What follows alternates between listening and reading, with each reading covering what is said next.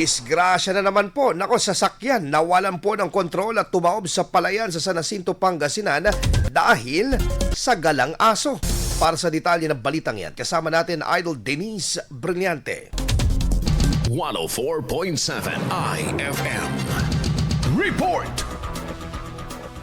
Sugatan ng isang driver at mga pasahero nito kasama ang 6 na menor de edad matapos umanong iwasan ng isang galang aso dito sa barangay San Jose, San Jacinto, Pangasinan noong Abril 25 ng hapon. Batay sa paunang investigasyon na binabagtas umano ng naturang kotseng barangay Roda patungong Hilaga ng marating nito ang isang matarik na kurbada. Dito na umano biglang iniwasan ng 43 anyos na driver ang isang galang aso sa kalsada dahilan upang mawalan ng kontrol sa manibela hanggang sa mahulog at tumaob ang sasakyan sa malalim na bahagi ng palayan. Sakay ng sasakyan ang dalawang babaeng may edad 52 anyos at 32 anyos at isa ring 72 anyos na senior citizen at 6 na menor de edad na pawang mga residente ng barangay Nibalius, San Fabian. Lahat ng sakay kabilang ang driver ay nagtamo ng mga pinsala agad na dinala sa MDRRMO Rescue sa R1MC Annex sa Bunuan, Binloc, Dagupan City. Samantala, iniulat din na negatibo sa alcohol breath test ang driver. Kasama mo mula rito sa IFM News Dagupan, ito si Idol Denise Brillante, Tatak, IFM.